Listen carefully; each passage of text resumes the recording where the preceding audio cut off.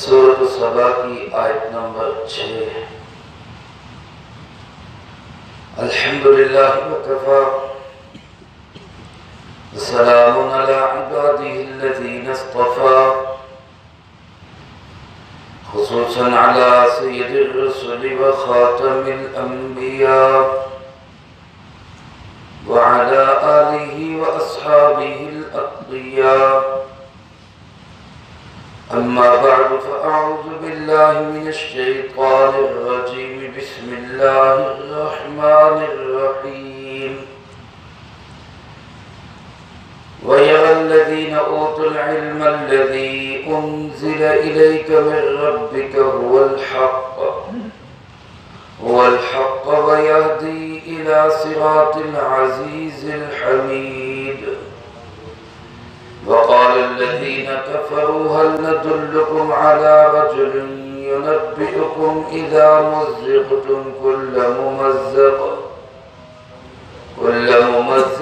إنكم لفي خلق جديد۔ أفترى على الله كذبا أم به جنة بل الذين لا يؤمنون بالآخرة في العذاب والضلال البعيد۔ أفلم يروا إلى ما بين أيديهم وما خلفهم من السماء والأرض إن نشأ نخسف بهم الأرض أو نسقط عليهم كسفا من السماء إن في ذلك لآية لكل عبد منيب۔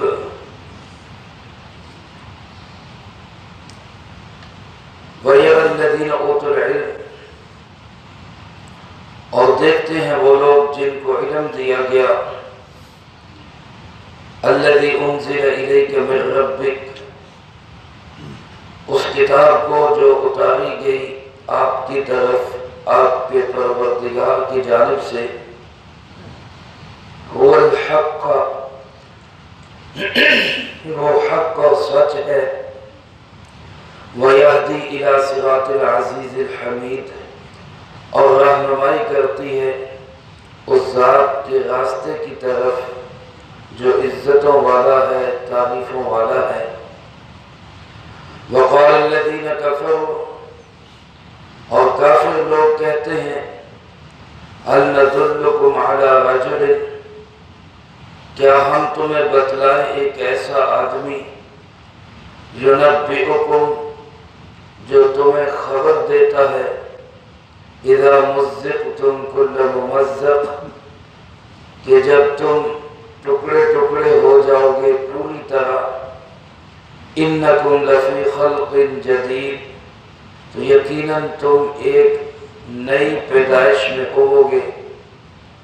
افترا علی اللہ کذبا، اس میں جھوٹ گھڑ لیا اللہ رب العالمین پر، ام بہ جنہ، یا یہ دیوانہ ہے، بل الذین لا یؤمنون بالآخرہ، بلکہ یہ لوگ جو آخرت پہ یقین نہیں رکھتے، فی العذاب والضلال البعید، یہ عذاب میں مبتلا ہوں گے اور دور کی گمراہی میں۔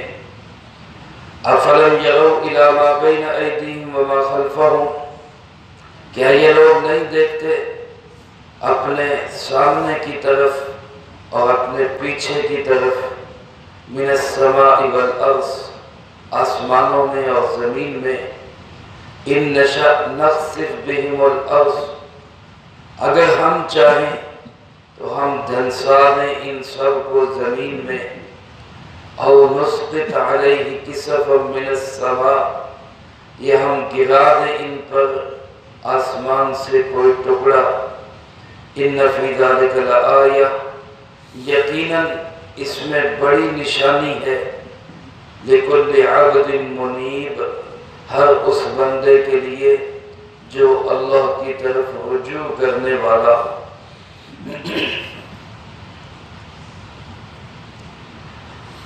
ان آیات مبارکہ میں بھی اللہ رب العالمین نے عقیدہ آخرت کا ہی تذکرہ کیا ہے، جیسا کہ اس سے پہلی آیت مبارکہ میں بھی اللہ پاک نے اسی بات کو واضح کیا کہ آخرت ہے، مرنے کے بعد پھر دوبارہ زندگی ہے، اور اس زندگی میں یہاں جو کچھ کیا ہے اس کا حساب دینا ہوگا۔ یہ ہمارا ایمان اور یقین ہے۔ اللہ ہمیں اسی ایمان اور یقین پہ زندہ رکھے، اور اسی ایمان اور یقین پہ اللہ ہمیں موت نصیب فرمائے۔ دنیا کے اندر آج بھی بہت سارے لوگ ایسے موجود ہیں، پہلے زمانے میں بھی تھے، جو مرنے کے بعد کسی زندگی کے قائل نہیں۔ وہ کہتے مر گیا تو بس ختم ہو گیا، اس کے بعد کوئی زندگی نہیں ہے۔ جبکہ ہمیں پیارے آقا جناب محمد کریم خاتم النبیین صلی اللہ علیہ وسلم نے، اللہ رب العالمین نے قرآن و حدیث میں کیا بتلایا کہ مرنے کے بعد پھر زندگی ہے۔ اور جو لوگ اس کا انکار کرتے ہیں، اللہ رب العالمین ان کے متعلق فرماتے ہیں کہ یہ جاہل ہے، کیونکہ جو اہل علم ہے وَيَعَلَّذِينَ أُوتُوا الْعِلْمِ، فرمایا دیکھتے ہیں وہ لوگ جن کو علم دیا گیا۔ دیکھنے کا مطلب یعنی وہ تو اس بات کے قائل ہے اور اس کو سمجھتے ہیں علم والے، کس بات کو کہ الذی انزل الیک من ربک هو الحق، کہ آپ کی طرف آپ کے رب کی جانب سے جو کلام بھی نازل ہوا، جو تعلیمات آئی، جو اللہ پاک نے آپ کو پیغام دیا، وہ حق اور سچ ہے۔ اہل علم تو یہ سمجھتے ہیں۔ اہل علم سے مراد کون ہے؟ بعض حضرات فرماتے ہیں کہ یہاں اہل علم سے مراد تورات اور انجیل کو جاننے والے، یعنی جن کے پاس سابقہ کتابوں کا علم ہے، پہلی کتابوں پہ جن کا ایمان اور یقین ہے، وہ اس کتاب کو بھی مانتے ہیں۔ یہ اہل علم ہے، ان کا ایمان اور یقین ہے کہ آپ کے اوپر جو جو پیغام اللہ کی طرف سے آیا وہ بالکل حق اور سچ ہے۔ اور بعض فرماتے ہیں کہ یہاں اہل علم سے مراد صحابہ کرام رضی اللہ تعالی مجمعین کی اولین جماعت ہے، وہ پہلی جماعت جو آپ صلی اللہ علیہ وسلم پہ ایمان لائے۔ اللہ پاک نے ان کو فرمایا کہ یہ اہل علم، یہ تو اس بات کو مانتے ہیں کہ پیارے آقا جناب نبی کریم صلی اللہ علیہ وسلم پر جو نازل کیا گیا ان کے پروردگار کی طرف سے وہ الحق، وہ کیا ہے؟ وہ حق اور سچ ہے۔ اس سے نتیجہ کیا نکلتا ہے کہ جو نبی کریم صلی اللہ علیہ وسلم کی تعلیمات کو حق اور سچ نہیں جانتا، اللہ کی نگاہ کے اندر وہ اہل علم نہیں ہے، وہ جاہل ہے۔ چاہے اس نے پی ایچ ڈی کی ہو، چاہے اس نے ڈاکٹری پڑھی ہو، چاہے وہ انجینئر ہو، چاہے وہ سائنسدان ہو، دنیا کے اعتبار سے اعلیٰ ڈگری رکھنے والا بھی اگر وہ جناب نبی پاک صلی اللہ علیہ وسلم کی تعلیمات کو تسلیم نہیں کرتا تو وہ انسان اللہ کی نگاہ کے اندر کیا ہے؟ وہ جاہل مطلق ہے۔ اور ایک شخص نے ایک جماعت بھی نہیں پڑھی، ایک دن بھی سکول نہیں گیا، ایک دن بھی کسی مدرسے میں نہیں گیا، لیکن وہ یہ سمجھتا ہے کہ پیارے آقا جناب نبی کریم صلی اللہ علیہ وسلم کی تمام تعلیمات حق اور سچ ہیں، اللہ کی نگاہ کے اندر یہ شخص عالم ہے، یہ شخص علم والا ہے۔ آج میرے محترم دوستو، جو ایمان اور یقین والے ہیں، لوگ ان کو کہتے ہیں یہ جاہل ہے، یہ جہالت کی یونیورسٹیوں میں پڑھتے ہیں، اور جن کو موت کا بھی پتہ نہیں، جن کو اپنے نبی علیہ السلام کے نام کا بھی پتہ نہیں، جو ان کی تعلیمات کو جانتے تک نہیں، ان کو کہا ہے کہ یہ جناب ڈگریوں والے ہیں، یہ پڑھے لکھے ہیں، یہ سمجھدار ہیں، یہ عقل مند ہے، تو مجھے اور آپ کو یہ بات، یہ نقطہ، یہ پوائنٹ سمجھنا ہے کہ علم والا ہے کون؟ علم والا اللہ کی نگاہ میں وہی ہے جو رسول اللہ صلی اللہ علیہ وسلم کی تمام تعلیمات پہ ایمان اور یقین رکھتا ہے۔ اور فرمایا یہ علم والے سمجھتے ہیں کہ وَيَهْدِي إِلَى صِرَاطِ الْعَزِيزِ الْحَمِيدِ، یہی کتاب ہے جو اس ذات کے راستے کی طرف رہنمائی کرتی ہے جو عزیز بھی ہے، جو حمید بھی ہے۔ اللہ رب العالمین جس کی صفت عزیز بھی ہے، وہ عزتوں کا مالک ہے۔ ساری کی ساری عزتوں کا مالک کون ہے؟ اللہ۔ اور ساری کی ساری عزتیں اللہ نے رکھ دی اپنے محبوب کے قدموں میں۔ جو پیارے آقا جناب نبی پاک صلی اللہ علیہ وسلم کے پیچھے پیچھے چلے گا وہی عزت والا ہوگا، اور جو آپ کی زندگی سے جتنا دور ہٹتا جائے گا وہ عزتوں سے اتنا ہی دور ہٹتا جائے گا۔ حمید تعریفوں والا بھی اللہ ہے، کوئی تعریف کرے تب بھی تعریفوں والا ہے، اور ساری دنیا مل کے اللہ کی تعریف کرنا چھوڑ دے، اللہ پھر بھی کیا ہے؟ حمید ہے، تعریفوں والا ہے۔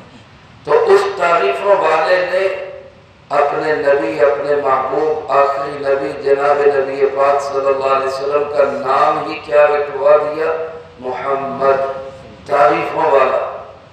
اللہ تعریفوں والا، اللہ کا حبیب تعریفوں والا۔ جو انسان یہ چاہتا ہے دنیا آخرت میں میرا نام تعریف سے لیا جائے، عزت سے لیا جائے، وہ اللہ اس کے محبوب صلی اللہ علیہ وسلم سے جڑ جائے۔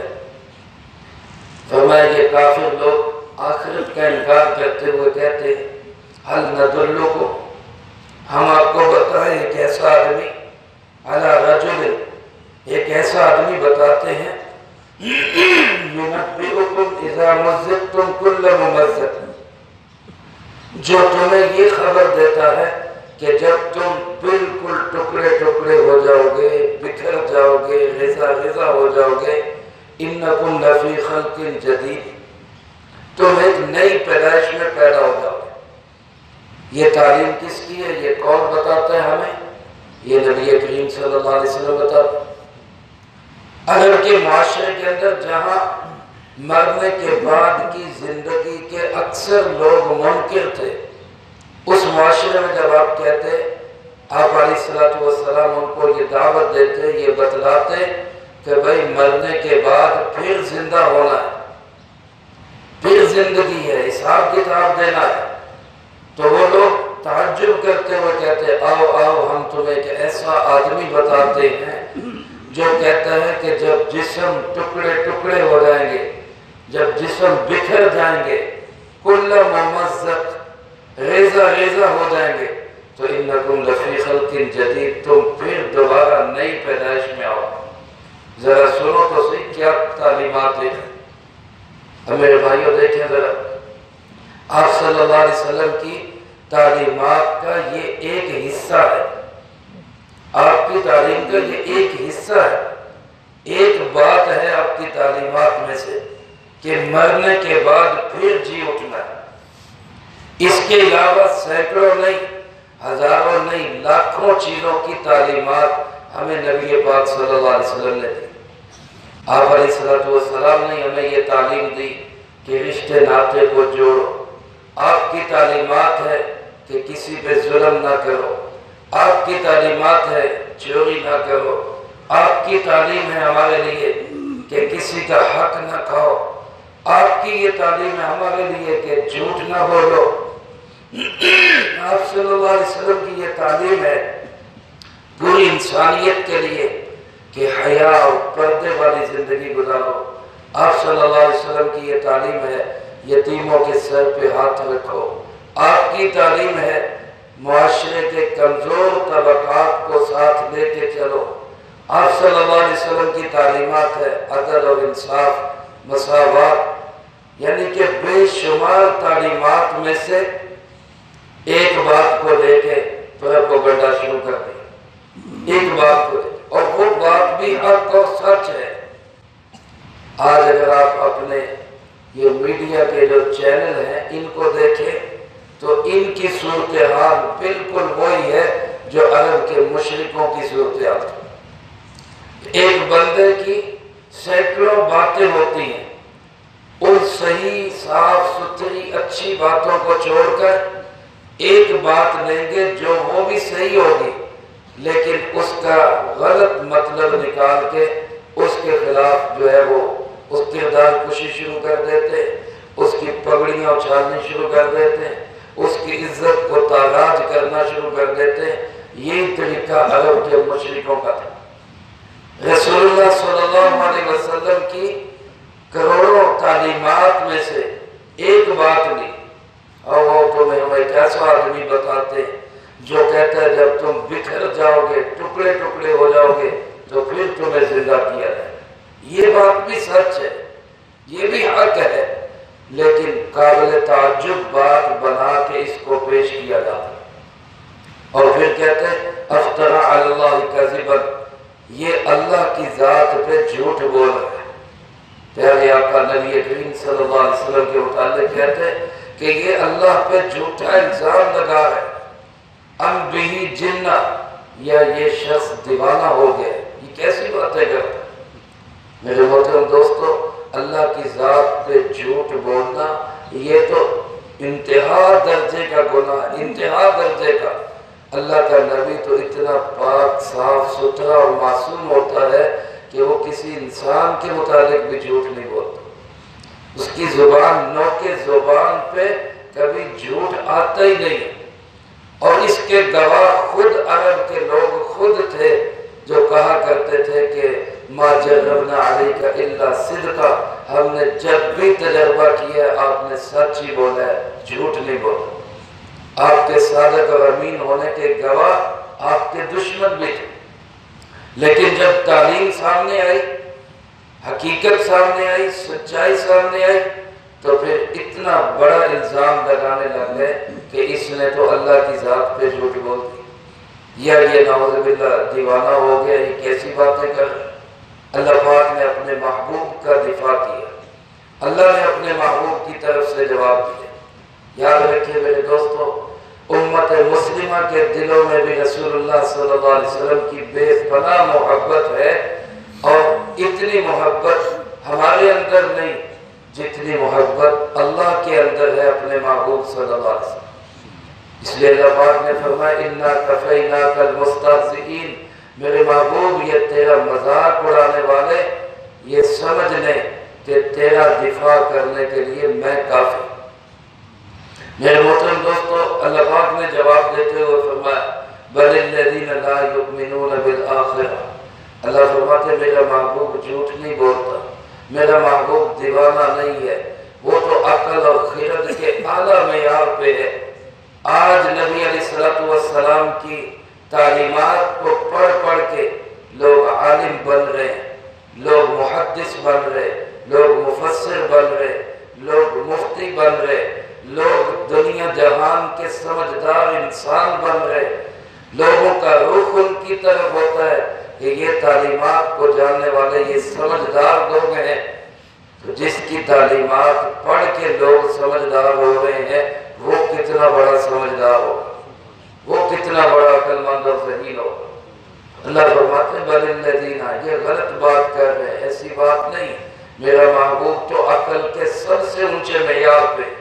ساری دنیا کو اگر اللہ نے ایک حصہ عقل کا دیا ہے تو دنیا جہان کی سارے انسانوں کی عقل ملا کے 99 حصے عقل اور سمجھ کے اللہ نے اپنے محبوب کو دیے صلی اللہ علیہ وسلم۔ فرمایا یہ لوگ جو آخرت پہ یقین نہیں رکھتے، لا یؤمنون بالآخرہ، جن کا آخرت پہ ایمان اور یقین نہیں ہے، فرمایا فی العذاب، حقیقت میں یہ لوگ عذاب کے مستحق ہیں۔ جو سمجھ لیں کہ یہ دنیا میں عذاب میں پڑے ہوئے، والضلال البعید، اور یہ لوگ ہیں جو کھلی گمراہی میں پڑے ہوئے، یہ سیدھے راستے سے اتنا دور چلے گئے، اتنا دور چلے گئے کہ اب ان کے راہ راست پہ آنے کی امید بھی کوئی نہیں۔ جو نبی نبی پاک صلی اللہ علیہ وسلم کی شان اطہر میں بے ادبی کرتا ہے، گستاخی تو بہت بڑی چیز ہے، صرف بے ادبی کرتا ہے وہ بھی سیدھے راستے سے بہت دور نکل جاتا ہے، بہت دور ہٹ جاتا ہے۔ اس لیے ہمیں ہر حال میں پیارے آقا نبی پاک صلی اللہ علیہ وسلم کا ادب بھی کرنا ہے اور آپ صلی اللہ علیہ وسلم کی تعلیمات کو بھی 100% حق اور سچ ماننا۔ اللہ پاک فرماتے ہیں فلم یہ جو لوگ ہیں مخالفت کرنے والے، یہ جو لوگ ہیں میرے نبی علیہ السلام کی توہین کرنے والے، کیا یہ اس بات کو نہیں دیکھتے کہ ان کے آگے کیا ہے؟ ما بین ایدیہم وما خلفہم، اور ان کے پیچھے کیا ہے؟ من السماء والارض، آسمان کو دیکھیں، زمین کو دیکھیں۔ یہ چھوٹی سی جگہ کے مالک بن کے یہ سمجھتے ہیں کہ ہم پتہ نہیں کیا ہے، یہ پورا جہان ہے، آسمان و زمین ہے، اور یہ آسمان و زمین سب کس کے ہیں؟ اللہ۔ سب کس کے ہیں؟ اللہ کے۔ آسمانوں کا مالک بھی اللہ اور زمینوں کا مالک بھی اللہ۔ میں یہ آگے پیچھے دیکھتے نہیں کہ کیا ہو ہے، یہ پورا جہان اللہ کے ہاتھ میں ہے، ساری کائنات اللہ کے ہاتھ میں ہے۔ اللہ فرماتے کیا اس بات سے نہیں ڈرتے کہ ان نشاء نخسف بہم الارض، اگر ہم چاہیں تو ہم ان کو زمین میں دھنسا دیں، ہم زمین میں گاڑ دیں۔ اس امت سے پہلے حضرت موسیٰ علیہ السلام کے زمانے میں ایک شخص گزرا ہے جس کا نام تھا قارون۔ کیا نام تھا اس کا؟ قارون۔ موسیٰ علیہ السلام کا رشتہ دار بھی تھا۔ موسیٰ علیہ السلام کی ایک دفعہ اس نے توہین کرنے کی کوشش کی، بدکرداری کا الزام لگانے کی کوشش کی، اس میں بھی ناکام ہوا، منہ کی کھانی پڑی۔ اللہ کے نبی سے زیادہ اجلا کردار بھی کسی کا ہو سکتا ہے؟ سب سے صاف ستھرا پاک اور پاکیزہ کردار اللہ کے نبی علیہ السلام کا ہوتا ہے۔ اس پاک صاف اجلے نکھرے کردار پر بھی اس بے ایمان نے الزام لگانے کی کوشش کی، اس کو بھی داغدار کرنے کی کوشش کی۔ نتیجہ کیا ہوا؟ اللہ نے موسیٰ علیہ السلام سے فرمایا کہ زمین آپ کے اختیار میں ہے، جو سزا دینا چاہیں گے۔ موسیٰ علیہ السلام نے حکم دیا، زمین نے نگلنا شروع کیا، زمین اس کو دھنسا گئی، اور حدیث پاک میں آتا ہے جس کا مفہوم یوں ہے کہ وہ آج تک زمین میں دھنستا ہی جا رہا ہے، پتہ نہیں کہاں تک جائے۔ زمین کس کی ہے؟ اللہ۔ ہر وقت زمین پہ اختیار کس کا ہے؟ اللہ۔ آج ہم یہ مناظر نہیں دیکھتے، ابھی 2-3 دن پہلے ترکی کے اندر ایک دم زلزلہ آیا، 20-22 بلڈنگیں کھڑی کھڑی زمین بوس ہو گئی۔ یہ کس کے ہاتھ میں ہے؟ اس لیے میرے بھائیوں ہمیں ڈرنا چاہیے۔ اللہ پاک فرماتے ہیں ہم جب چاہیں ہم زمین میں تمہیں دھنسا دیں، اور نسقط علیہم کسفا من السماء، یا ہم ان پر آسمان کا کوئی ٹکڑا گرا دے، آسمان سے کوئی آفت آ جائے، مصیبت آ جائے۔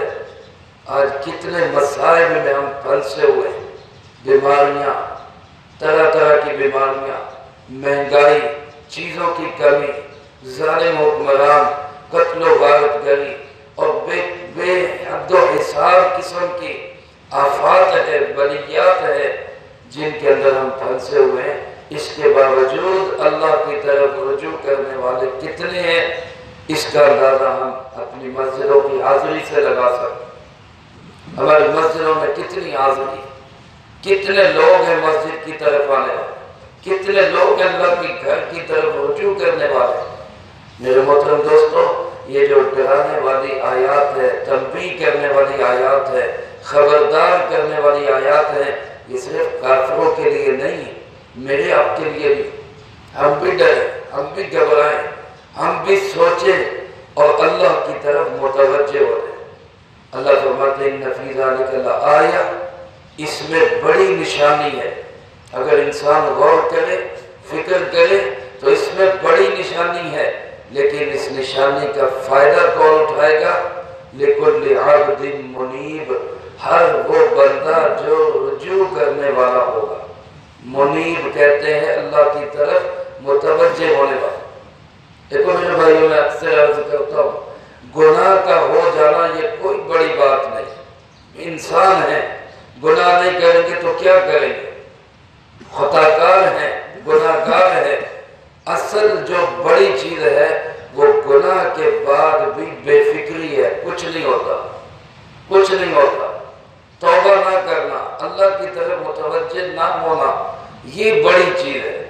اگر ایک انسان سے گناہ ہو جاتا ہے، غلطی ہو جاتی، بچنا چاہیے۔ میں یہ نہیں کہتا کرنے چاہیے، بچنا چاہیے، کوشش کرنی چاہیے بچنے کی، لیکن ہو جائے تو فوراً کیا کر لیں؟ توبہ کر لیں، معافی مانگ لیں، استغفار کر لیں، اللہ کی طرف متوجہ ہو جائیں۔ یا اللہ رحم کر دے، یا اللہ میری اس گناہ کی نحوست کو ختم کر دے، یا اللہ میرا یہ گناہ مٹا دے۔ اللہ رب العالمین رجوع کرنے والے بندے کو پسند کرتے ہیں، پھر آگے اچھا لگتا ہے اللہ۔ اس لیے ہم جتنی بھی ہم سے کوئی حکم عدولیاں ہو جائیں، غلطیاں ہو جائیں، قصور ہو جائیں، معافی مانگ لیا، ضد نہ کیا کریں۔ شیطان نے ضد کی، شیطان بن گیا۔ آدم علیہ السلام سے لغزش ہوئی، فوراً توبہ کر لی، اللہ نے علیہ السلام بنا دیا۔ اس لیے میرے محترم دوستو، اللہ پاک فرماتے ہیں میری قدرت کی نشانیوں پہ غور کرو، فائدہ وہی اٹھائے گا جو بندہ اللہ کی طرف متوجہ ہونے والا ہے، رجوع کرنے والا ہے۔ اللہ مجھے آپ کو سب کو اپنی ذات کی طرف رجوع نصیب فرمائے، اپنے محبوب صلی اللہ علیہ وسلم کی تمام تعلیمات کو مان کر چلنے کی توفیق نصیب فرمائے۔ اللہم انت السلام و منک السلام، تبارک ربنا و تعالیت یا ذا الجلال والاکرام۔ اللهم أعنا على ذكرك وشكرك وحسن عبادتك، اللهم أحسن عاقبتنا في الأمور كلها وأجرنا من خزي الدنيا وعذاب الآخرة، اللهم باقية كباقية الوليد، اللهم استر عوراتنا وآمن روعاتنا، اللهم إنا نجعلك في نحورهم ونعوذ بك من شرورهم، اللهم اكفنا بحلالك الحرام وأغننا بفضلك عمن سواك، اللهم اكفنا كل مهم من حيث شئت ومن أين شئت، رب اغفر وارحم وأنت خير الراحمين، ربنا تقبل منا إنك أنت السميع العليم وتب علينا إنك أنت التواب الرحيم، وصلى الله على النبي الكريم وعلى آله وأصحابه أجمعين برحمتك يا أرحم